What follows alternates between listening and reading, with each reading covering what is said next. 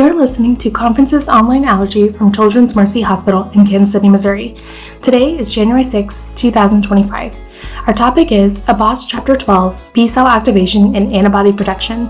This is presented by Dr. Nikita Raje. She is an associate professor of internal medicine pediatrics and is the chief in the section of allergy and immunology at Children's Mercy Hospital in Kansas City, Missouri.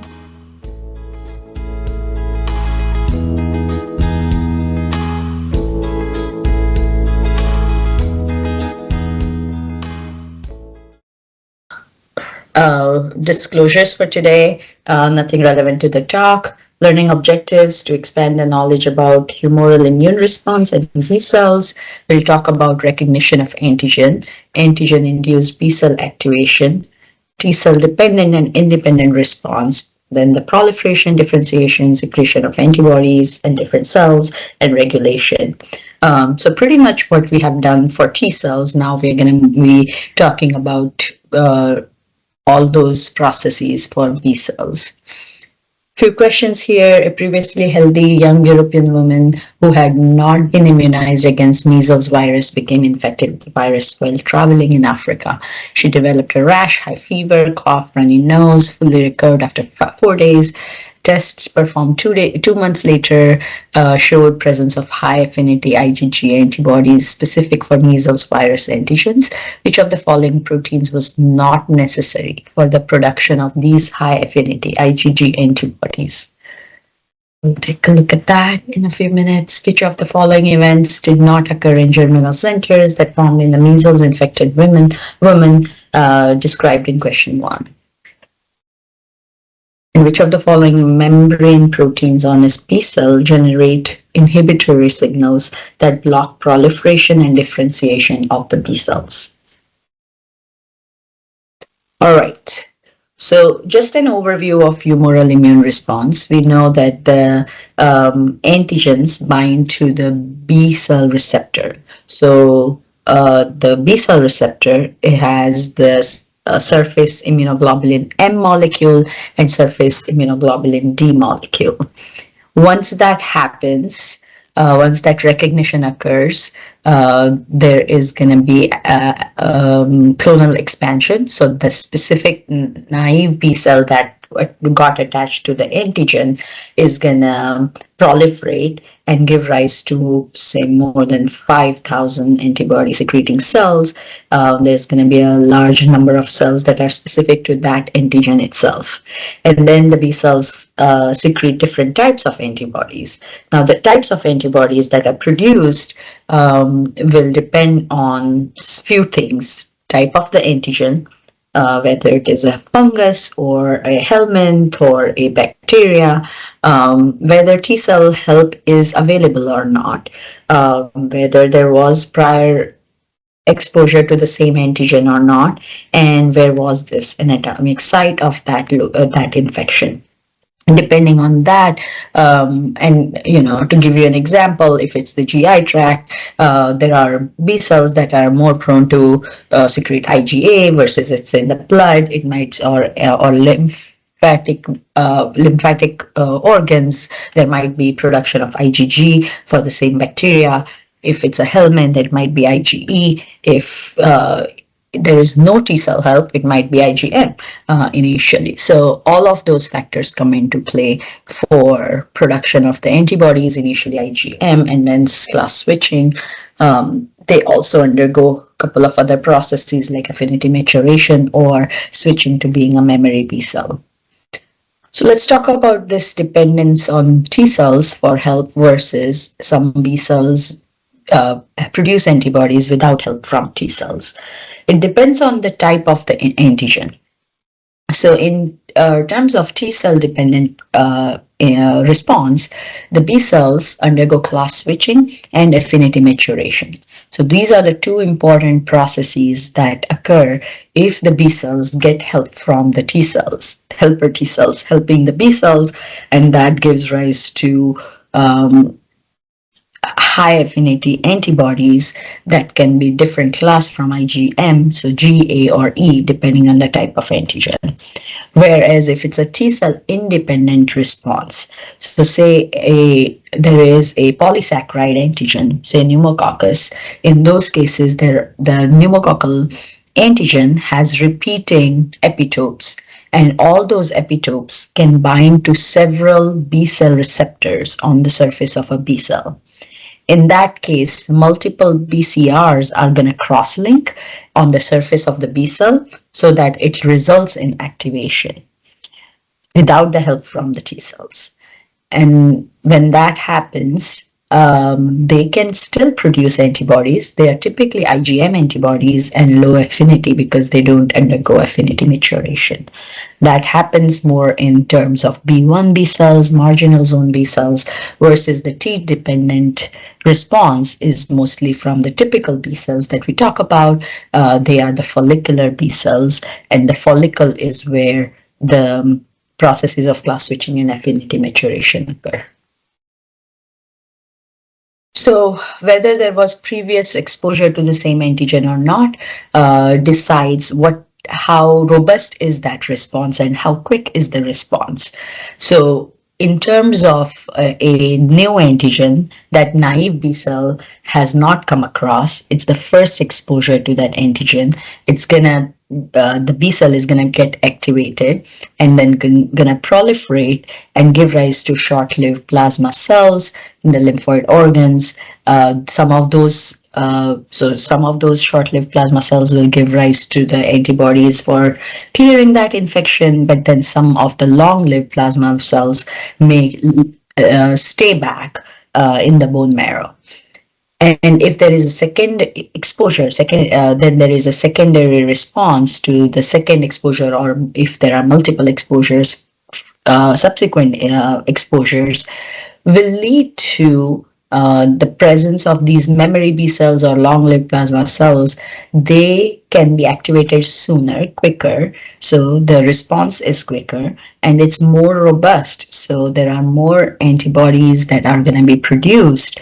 And if these plasma cells were produced after switching the class to say IgE or IgA, IgG, then the secondary antibody response may be specific for that particular type of antibody, which also expedites the process of or the response. We talked a little bit about this different types of B cell subsets. The follicular B cells are the ones that you find in the follicles of the secondary lymphoid organs, such as lymph nodes. The B cells reside in the follicles. When these B cells come across an antigen that they can be activated with, right, with the help of helper T cells, in those cases, in the follicle, the primary follicle becomes a secondary follicle, and it's gonna have a couple of processes going on with class switching and affinity maturation. Versus in the marginal zone of some secondary lymphoid organs, such as spleen and other organs, these cells are not in the follicles, and these marginal zone B cells will look for activation by cross-linking of the various BCRs on their surface, since they don't have T cell help.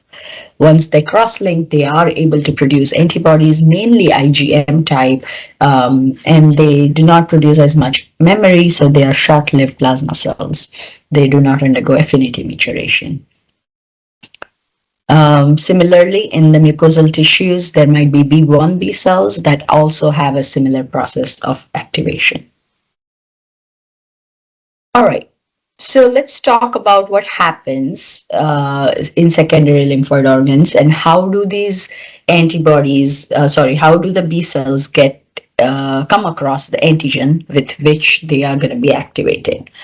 So we talked about this kind of process for T cells and how if from the site of infection, the sentinel cells such as macrophages and dendritic cells and mast cells, they kind of start fighting that infection. The dendritic cells take the information, go through the lymphatic vessels to the draining lymph nodes, and that's where they're going to end up in T cell zone and present the antigen to the T cells, naive T cells. And if there is a T cell that's specific for that antigen, then the dendritic cells will interact with those T cells and activate them.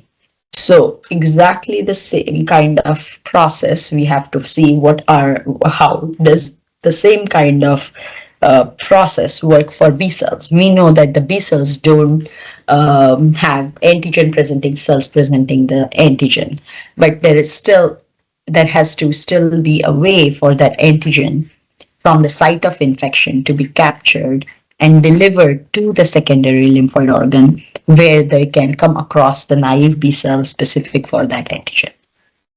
Now, the difference between T cells and B cells is T cells only look at peptides, whereas the B cells the antigen does not have to be processed for the B cells to look at it. They can still be intact in their native conformation. There's no processing required before the B cells can interact with that antigen. We know that the B cells, where are these coming to? How are the B cells coming to the secondary lymphoid organs? So lymphocytes are also circulating from one lymph node to another, and during that site, there are follicular dendritic cells in the follicular region of the secondary lymphoid organs that produce CXCL13.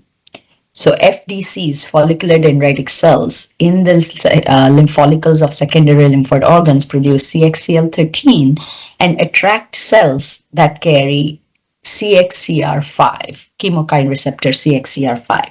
Naive B cells have CXCR5 on them. So as they move into the lymph nodes, they are going to be attracted towards the follicular region. That's how B cells end up in the follicular region of lymph nodes.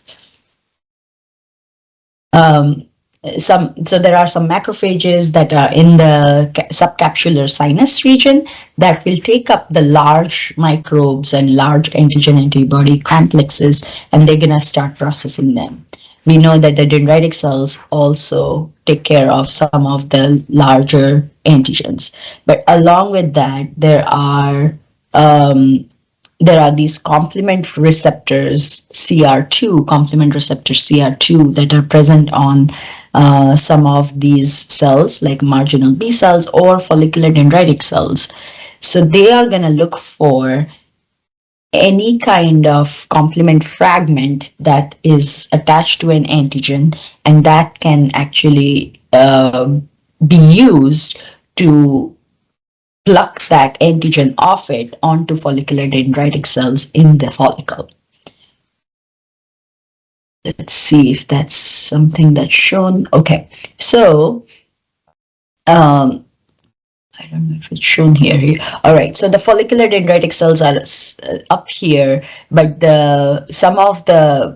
it does not look like it's shown here, but the complement receptor CR2 that is present on these cells can bind to any fragments like C3D and things like that has opsonized an antigen in the first place, and that antigen gets plucked by these follicular dendritic cells so that they can present that antigen to the B cells.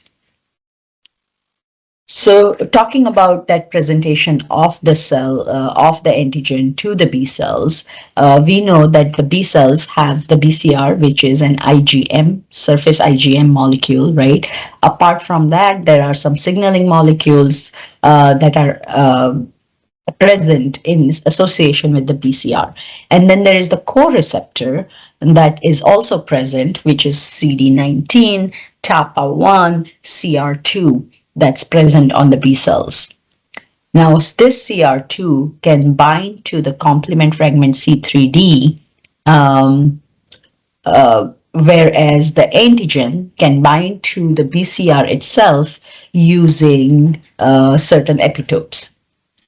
But a part of that antigen that is opsonized by the complement fragment C3D will help that antigen to bind to the co-receptor of BCR. Besides that, some of these antigens have pathogen-associated molecular patterns that bind to the toll-like receptors on the B cells as well.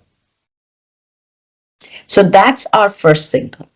We know that similar to T cells, B cells, being lymphocytes and part of adaptive immune system, have a lot of power, and so there is a safety mechanism in place that they cannot be activated with one signal. They need a second signal for activation. But the first signal is always the antigen binding to the cell receptor. So here is that first signal, whether it's binding to the BCR using an epitope, and the same antigen using another, because it's opsonized by complement fragment, can bind to the co-receptor as well. Also, there is another way where toll-like receptors can bind to those BAMPs on the antigen. That's our first signal. When that happens, there are some downstream effects of that binding of that antigen to the naive B cell. So there is increased expression of proteins that help in first the cell, if it's activated, it needs to survive longer. So it gets survival signals so that it can last longer and perform the function of producing the antibodies. Besides that, the B cells, activated B cells, become antigen presenting cells so that they can interact with the T cells. For this, they need expression of proteins that are important for antigen presentation to T cells, such as B71, B72 expression, and expression of receptors for T cell cytokines so that they can interact with those cells. And then there are some chemokine receptor changes on their surface. Because these are activated B cells, they know that they need help from T cells. So they start moving towards the T cell zone because they start expressing CCR7 on them. That helps them move towards the T cell zone, and then the T cells start moving towards the B cell so that they can interact at the junction of T cell zone and the B cell zone.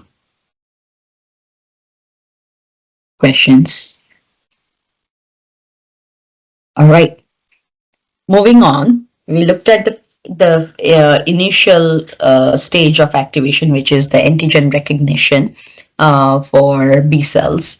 Now we know that some of the processes of activation differ if the process is dependent on T cells or independent of T cells. So few differences between these two types of antigens. So we know that the T-dependent antigens have to be a protein. That's where the T cells come in and help the B cells in making a robust response with high affinity antibodies. Whereas the T cell independent response is towards any kind of molecules such as polysaccharides and lipids, but don't really have to be just proteins. We know that the way the T independent response occurs is the antigen has multiple identical epitopes on the surface. That's how they help in the B cell receptors getting cross-linked. And for the activation. Whereas for the T-dependent, one copy of the epitope is enough to activate the B cell receptor using help from the T cells. So T-independent response results in proliferation of those cells and then differentiation into antibody-producing cells. For T-dependent response, the antigen gets internalized and then it presents that antigen using class 2 MHC on the B cell surface to T helper cells. So this is a function similar to dendritic cells. Activated B cells can become antigen presenting cells where they take up that antigen that it has come across. It's gonna process it like an antigen presenting cell and then gonna use their class 2 MHC on their surface to present that antigen to T helper cells. Once that happens is when the interaction with T helper cells begins so that they can use that interaction for T-dependent response. So talking about that T-dependent response, now keep in mind, say there is an antigen, it has several different epitopes on it, and what the T cells use for activation may be different epitope from what the B cells use for their activation on the same antigen, right?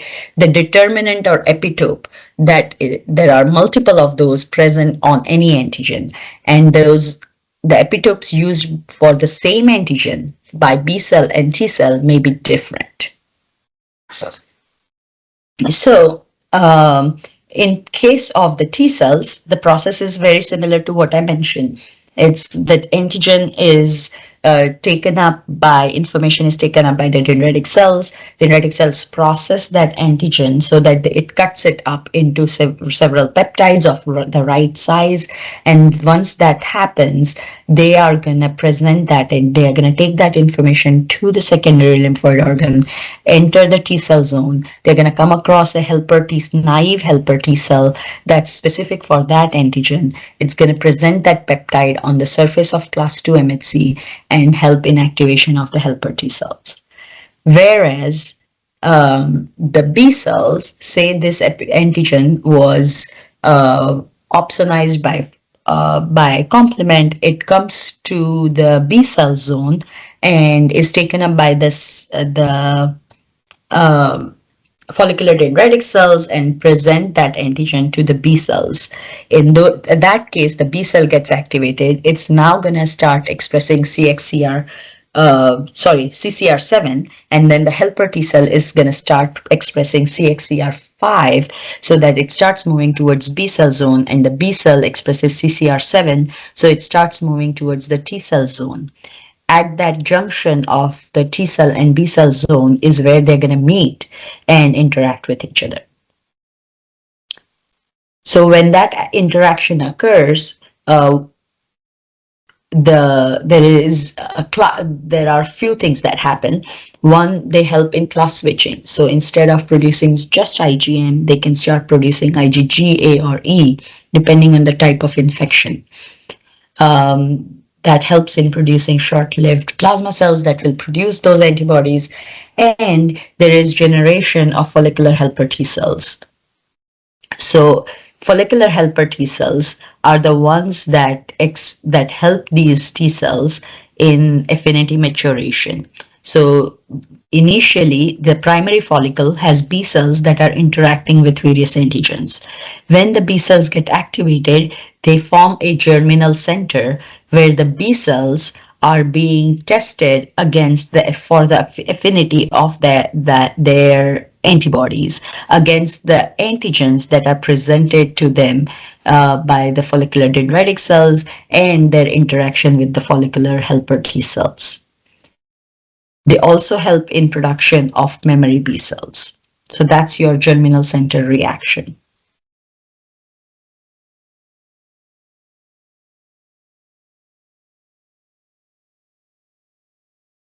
Not moving forward. Okay. So we briefly just talked about this. We know that, the frequency of naive B and T cells that are recognizing the same antigen is about 1 in a million. We know that the follicular dendritic cells will secrete the CXCL13 and they attract cells that express CXCR5. So if the B cells initially express CXCR5, they are going to go towards the follicular region of the lymphatic organs. Whereas the T cells initially express CCR7, end up in the T cell zone, but when they are activated, the helper T cells, some of them will reduce the expression of CCR7 and increase the expression of CXCR5 that help them move towards the B cell zone. Opposite thing happens for B cells. CXCR5 reduces and CCR7 increases, so they move towards a region where there is CCL19 and 21, so they move towards the T cell zone. So remember these names: CCR7 that goes to the gradient of CCL19 and 21, and CXCL13 gradient pulls cells with CXCR5 towards them. All right, So, talking about antigen presentation by B cells, overall, we talked about how the B cells, when they are activated, they start acting as antigen presenting cells. So when they do that, the protein antigen that is recognized by the BCR, it is endocytosed. So it ends up in an endosome, and that antigen is processed to generate various peptides.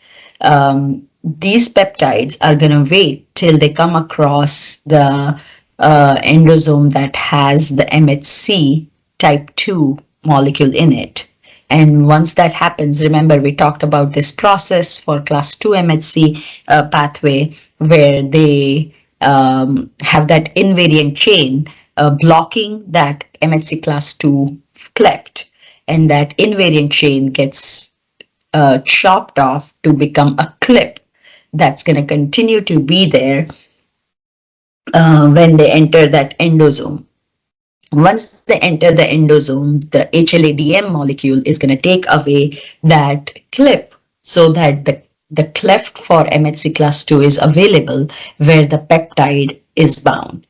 Once the peptide binds to class 2, that MHC class 2 peptide complex is going to move towards the surface.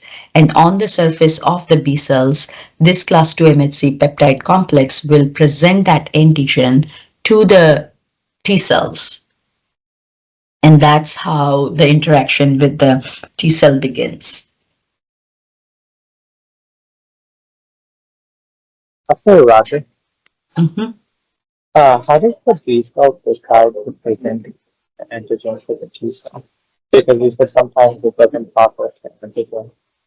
Sorry, I could Um, not understand what you were saying. Can you say that again? Repeat. Can you repeat yeah. yourself? So so you mentioned that for the B cells processing the antigen to present it to the T cell.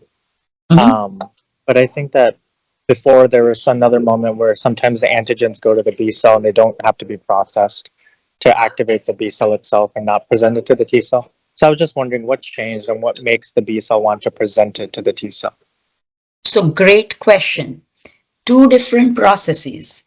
For a BCR, B cell receptor, to recognize an antigen for the activation of B cells themselves, the antigen does not need to be processed. So we are talking about the BCR recognizing an antigen that is coming towards it. It's opsonized but not processed by the follicular dendritic cells or the complement receptor C3d binding to that antigen, and then C3d binding to the follicular dendritic cell complement receptor 2. There is a complement receptor 2 on B cells as well. So the antigen is opsonized but not processed. It's not cut into smaller pieces for it to bind to the B cell receptor, right? So that's for the activation of B cells. Now we are talking about B cells with that process of just presentation of that antigen in its native form. It's gonna present that antigen to BCR and the naive B cell got activated. There you did not need any processing. Once the B cell is activated, it has various jobs, right? The T cell has various jobs, like T cell becomes a helper cell or a killer cell. The helper cell has Th1, Th2, Th17 subsets, and each of them have their functions. B cells also have various functions, not so defined of subsets, but B cells have various functions. One is production of antibodies, but one of their function is to present antigens to T cells. To present antigens to T cells, they act as an antigen presenting cell. That is its function. When it acts as an antigen presenting cell, it has to do what an antigen presenting cell does. There it is acting as an APC that's going to use that MHC class 2 pathway so that it can present that antigen to TCR. The no processing was for BCR for its own activation. Here, it's activated B cells function to present that antigen to TCR, and for that, it just acts like any other APC or dendritic cell, for example, where it uses that processing for MHC class 2 pathway. Got it. Makes Yeah, sense? so it's just happening later on in the function. Correct. And this is for T cell presentation. B cell does not need presentation or processing like the T cells. Got it. Thank you. All right. Yeah, it can get pretty confusing as we keep adding more information. So I'm glad you asked. All right. So during that interaction with the T cells, there are some second molecules that play a role. So their second signal or co-stimulation has various functions as well. The first one we talked about with B71, B72 is for activation. But there is another set of second signal that's needed that helps in the interaction and helps with the function. So in that case, the follicular helper T cells express CD40 ligand and the B cells express CD40. Now remember, these things are not specific and not exclusive to B cells and T cells. The CD40 ligand and CD40 can be part of dendritic cell and T cell interaction as well. But here we are talking about B cells. So in case of B cells, the CD40 is present on the surface. It's constitutive expression, which means it's present all the time. CD40 can interact with T cells when the T cells are activated, because at that point, activated T cells will express CD40 ligand on their surface. And once that interaction occurs, there is signaling that goes through activation of transcription factors, NF-kappa B, AP1. So there is all that cascade that happens that we have already talked about. This secondary signal helps B cells in their job of class switching. So if the CD40 ligand is defective, which CD40 ligand is a gene that is X-linked, right? So if that is defective, you can have X-linked hyper-IgM syndrome, where the B cells can produce IgM, but they cannot class switch. So they'll just continue to produce more IgM, but cannot switch to G, A, or E. So that's because of that defect in that interaction between CD40 ligand with CD40.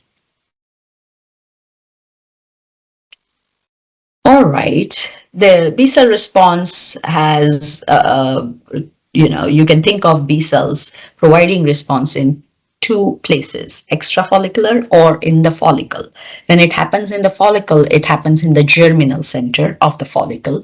But there are times when the B cell response is not in the follicle, and that's mostly in the early antibody response, where there is limited class switching and there are short-lived plasma cells.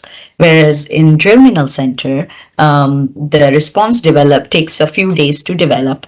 The B cells interact with the antigen, produce antibodies. Those antibodies on the surface of B cells get tested against for the affinity, get tested against the antigen presented to follicular dendritic cells, and the cells with highest affinity will survive and the rest of the B cells will die. And that continues to happen. And so the affinity continues to improve over time, which is called affinity maturation. Besides affinity maturation, there can be that class switching or isotype switching that can occur. The germinal center B cells then can give rise to long-lived plasma cells or memory cells. Now, the transcription factors that are needed for either of them are different. For germinal center response, the transcription factor is BCL6, and for extrafollicular response, it's BLIMP1.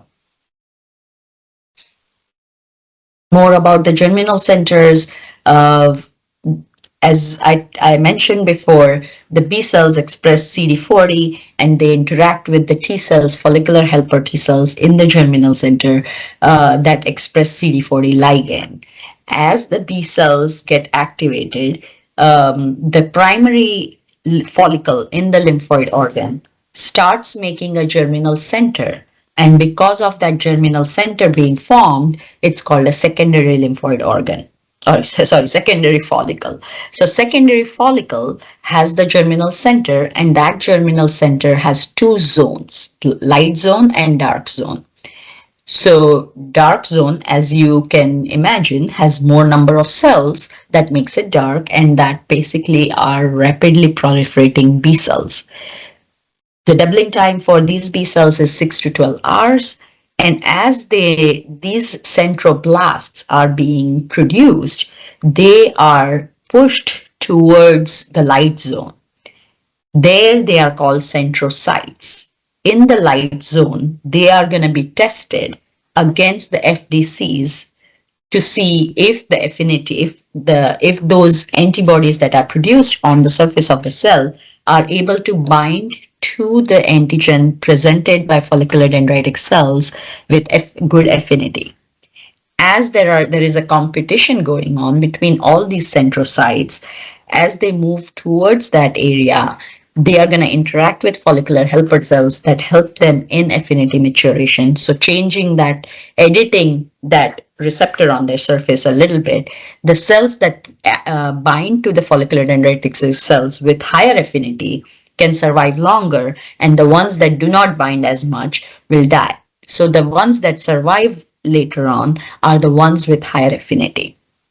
So that's what continues to happen in this dark zone proliferation and the light zone where there is affinity maturation, that testing going on. And so the B cells or the plasma cells that come out of that interaction have higher affinity.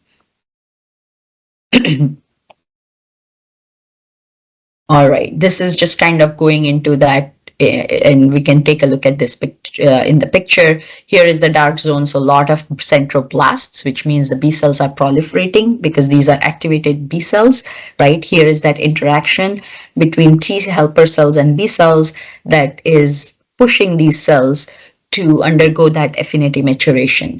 In that dark zone, these activated B cells will proliferate, and as they proliferate, they are pushed towards the light zone where they are going to come across the follicular dendritic cells and follicular helper T cells to see if they can bind to that antigen with high affinity. If they do, they are going to differentiate into plasma cells that produce high affinity antibodies, or they'll become a memory B cell, and that memory B cell will continue to have the memory of the higher affinity.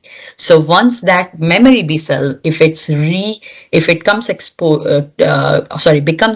to the same antigen again, instead of starting with producing IgM and then class switching and then figuring out low affinity and then moving to high affinity, this memory B cell will directly go on to produce plasma cells that will produce antibodies with high affinity right off the bat. So that's the advantage of having memory B cells.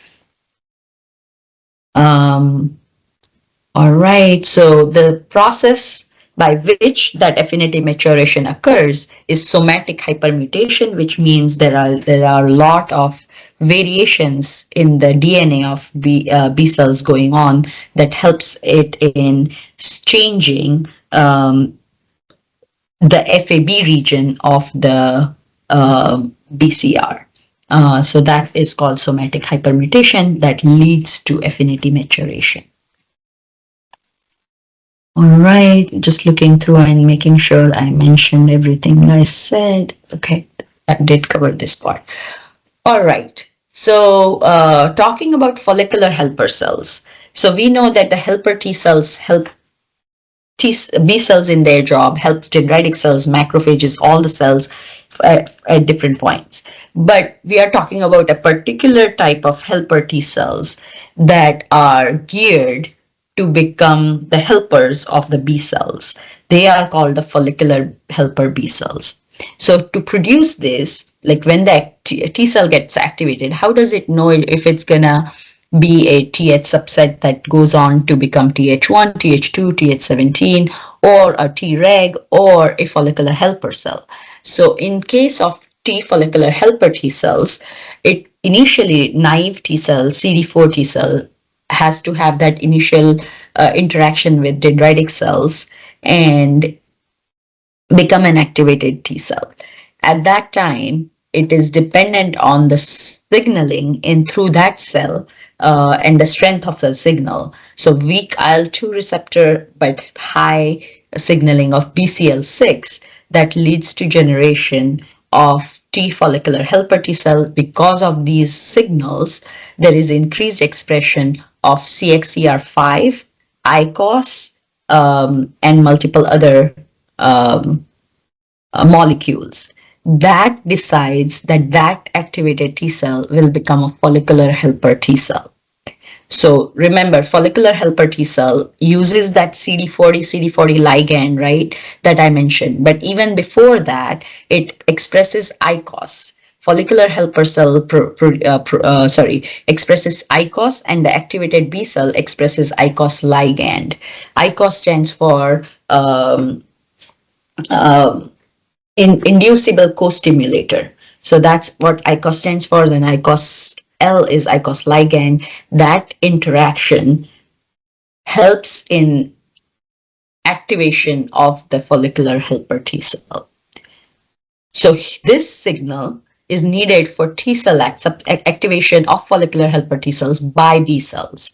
And once that interaction occurs and the follicular helper T cell expressing CXCR5 moves into the follicle, it's going to interact with that B cell undergoing the germinal center reaction using the CD40 ligand so that it helps in affinity maturation and class switching. So two different second signals having a different kind of function here. All right. So B7, we talked about how BCL6 is important for that follicular helper T cells. Now there is a molecule called SAP that stabilizes BCL6. If SAP is defective, there is an immunodeficiency that can occur called X-linked lymphoproliferative syndrome type 1. These patients can present with, as the name suggests, a lot of lymphoproliferation.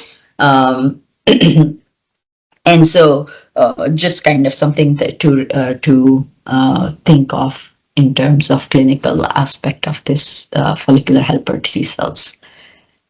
All right. Unique cytokine that's specific for the follicular helper T cells is IL-21 that is required for germinal center development and generation of those plasma cells.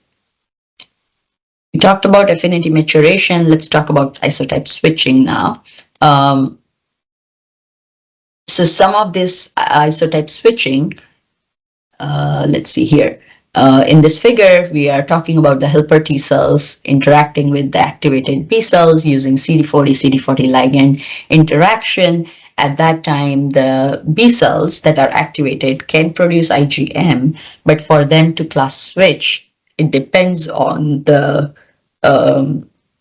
type of antigen, the cytokines that are released that determine what class it's going to switch to.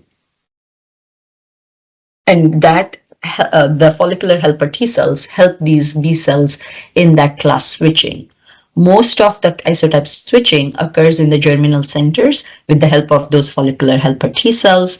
It's, as I mentioned, some of the cytokines and the type of antigen decide what kind of class switching is going to occur. If it's TGF-beta, it's mucosal tissue, then it might be IgA. If it's helminth or IL-4 cytokine present, it might switch to IgE and IgG4. Whereas if it's a bacterial infection or some other infections in the blood, it might be IgG subclasses that will be produced. We know that the class of antibodies determines the type of effector function it produces, such as IgE will bind to mast cell versus the IgG may help with complement activation and phagocytosis, whereas if it's IgA, it will help with mucosal immunity. Now here, the Fc region is changing, right? If it's the Fc region of the antibody that's switching versus the affinity maturation was the FAB region that was undergoing the hypermutation that leads to affinity maturation. So two different processes, isotype switching and somatic hypermutation, occurring in the antibody molecule, but different regions, FC region versus FAB region. So let's talk about this class switching part. This is an important process to understand and has a lot of high yield facts that you would want to know and memorize. Let's see. Class switching here. So we had talked about this kind of figures in terms of lymphocyte generation. I want to point out that that was for development of lymphocytes, and that occurred in the bone marrow, or say in the thymus and things like that, where the gene rearrangement occurs so that they can give rise to BCR or TCR. Now we are talking about a process that occurs after the activation of B cells. And this occurs only in B cells, so there's no question of T cells. So here we are talking about B cells after they are activated. There is that CD40-CD40 ligand interaction that leads to activation-induced D-aminase or AID. Or it's also called AICD, it's called AID. Regardless, it stands for activation-induced D-aminase. There are some cytokines that are needed, and there are certain regions of the DNA that are important for class switching. So let's look at this whole segment of DNA. Here, there is that VDJ recombination that we talked about for development of BCR. That VDJ is going to be intact and all, taken care of. Now we are talking about that C region, constant region.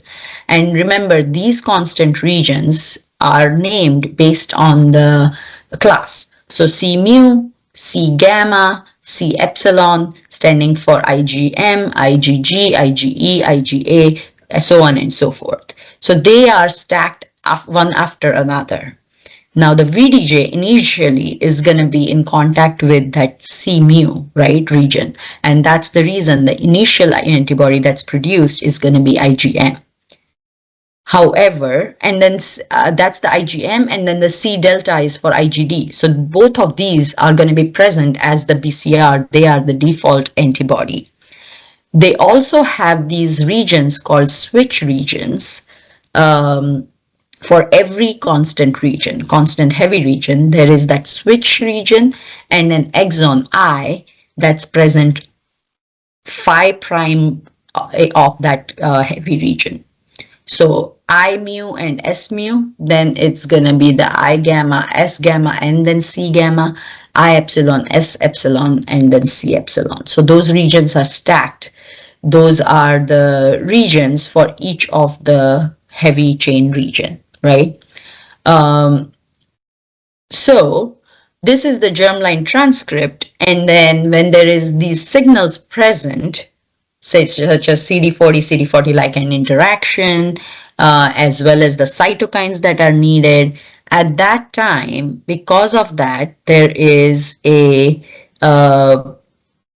break that occurs in the DNA, double-stranded break that occurs, because of which that region kind of curls up. There is cleavage of the region at the switch region part of the two constant regions that we are trying to have interaction with. One is going to be the M region.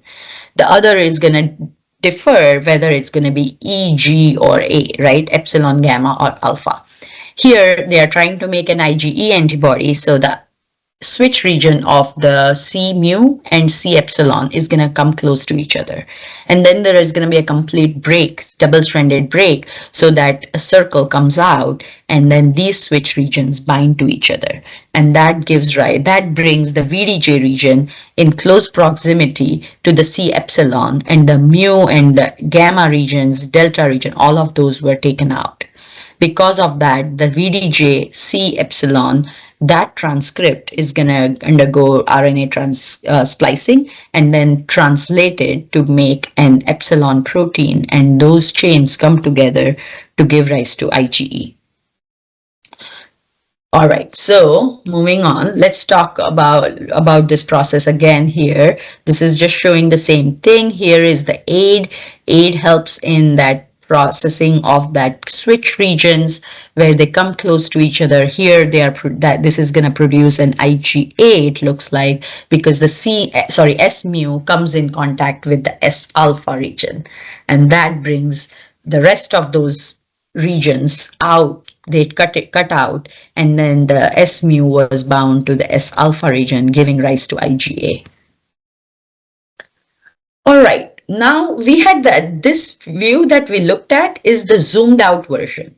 This is what happens. But if we zoom into this region, what kind of bases, like we are taking a zoomed in version to look at the nucleotide bases of the DNA to see what goes on in that region, in that switch region. So here is your I mu region, right? The I exon, and then there is that switch region, S mu region. And in that region, there is a formation of what's called RNA DNA hybrid in that region. And when that happens, the AID or activation induced deaminase, as the name suggests, it deaminates the cytosines, all the C's to use.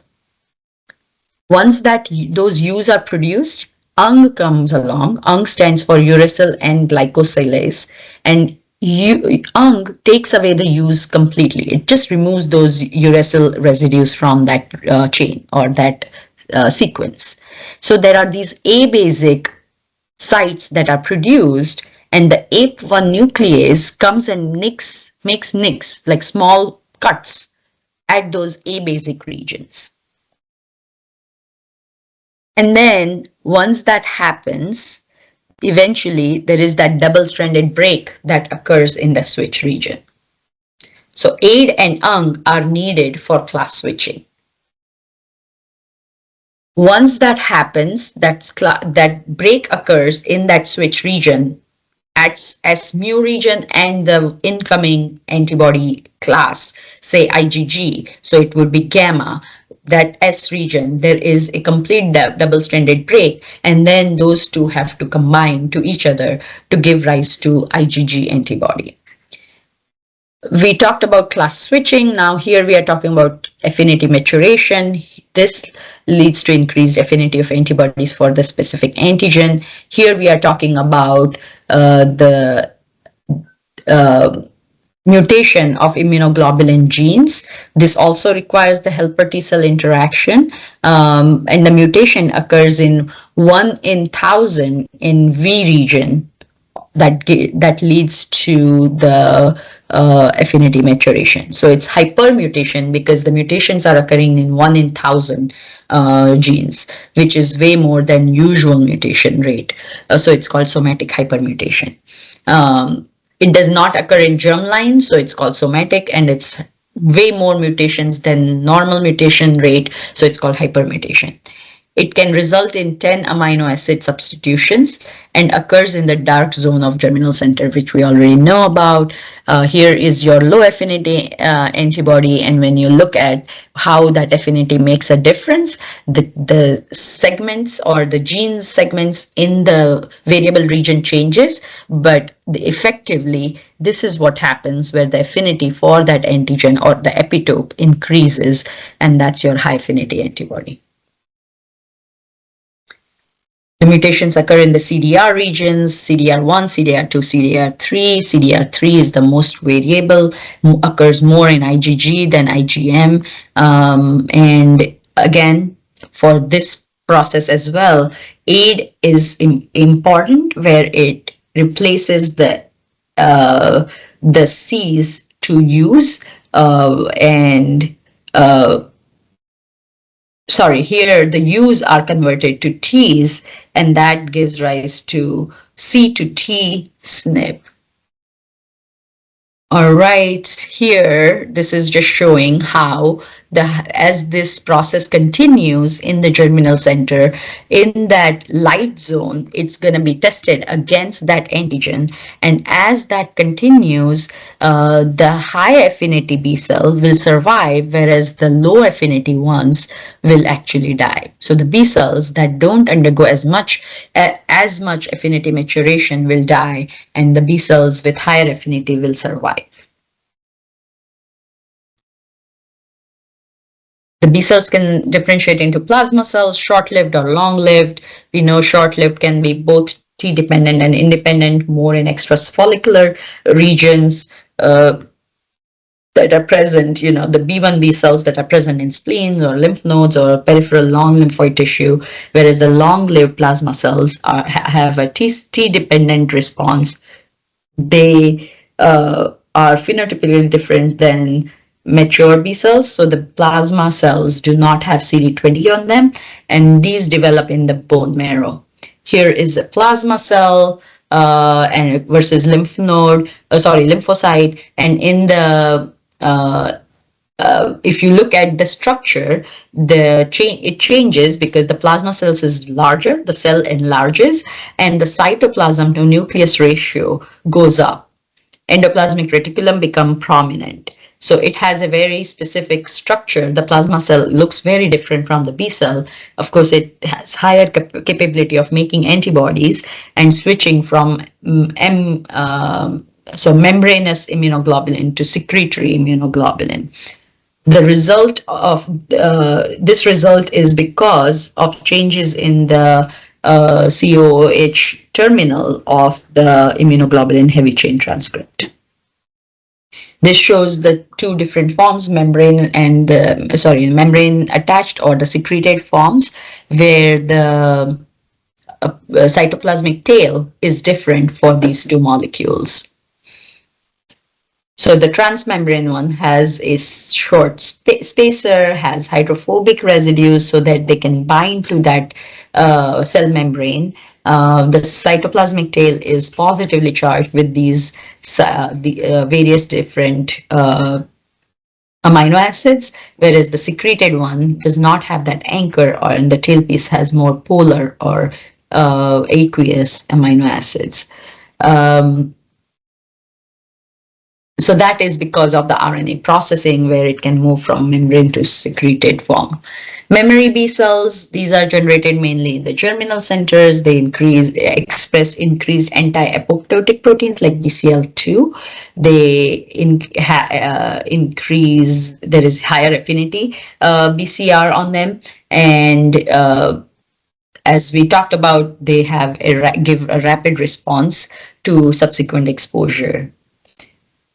The effective vaccines that target memory B cells require T cell help, such as conjugated vaccines. So in case of polysaccharides, that's a difference what a conjugated polysaccharide or pneumococcal vaccine would do compared to a pure polysaccharide vaccine. Whether this becomes a short-lived or long-lived plasma cell or a memory B cell, it depends on the transcription factors. We talked about this. BCL6 is needed for the plasma cells, versus the BLIMP1 and IRF4 are needed for memory B cells. The independent responses, we talked about this. I don't have anything more to add to what we already talked about. So I'm going to move on. T-independent responses. We talked about marginal zone and B1 B cells. Anything more? We talked about this. The receptors that are important for T-independent response include C3D, so complement receptors, TLR receptors that play a role. And the cross-linking is important for T-independent response. Natural antibodies. These are mediated by T-independent antigens. They are present in circulation. This is what we call the blood group antibodies, like anti-ABO blood group antibodies. These are low affinity, mostly anti-carbohydrate or polysaccharide response. They have specificity to oxidize lipids found on bacterial membranes, and are produced by marginal zone B cells in spleen and B1 B cells in the gut. And then the last little piece that's important to remember is the feedback response to the humoral response. We, of course, because it's such a powerful immune response, you want some system in place to counteract that action if needed. So, so secreted IgG complexes with the antigen, and then of course, there are times when those antibodies are that can provide that feedback response. Also, Fc gamma R2b or CD32 is your inhibitory feedback that can be provided.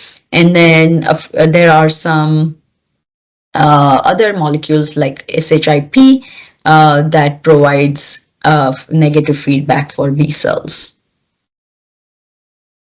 All right, going on to a couple of questions here that we talked about initially.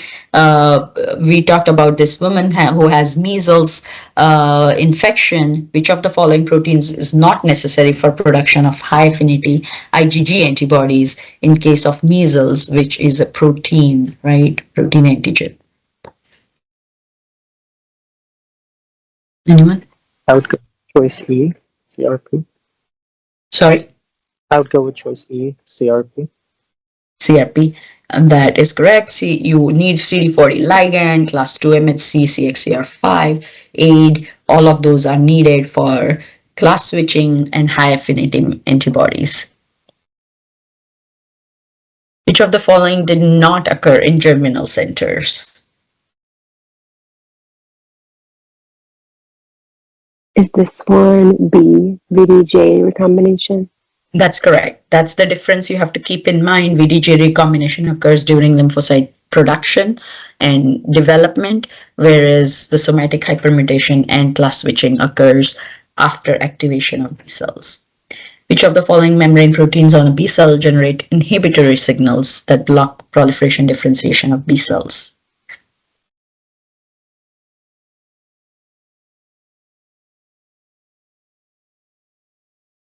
I think this one is A, the Fc gamma receptor 2B. That is correct.